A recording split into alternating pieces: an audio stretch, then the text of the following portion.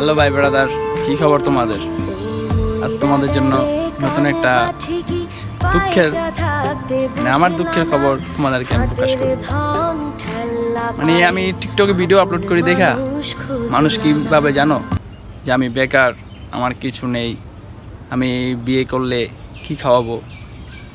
তো তেমনই আমি কোনো সময় রিলেশনে যাইনি, জাস্ট একবার খালি রিলেশনে যাওয়ার ইচ্ছা ছিল।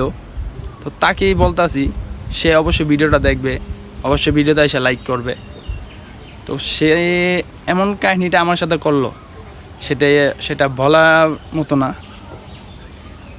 যাক, জীবনে রিলেশন করি নেই, ফার্স্ট অফ অল আমার সাথে এরকম একটা সিচুয়েশন হবে আমি ভাবতে পারিনি, কল্পনা করতে পারিনি।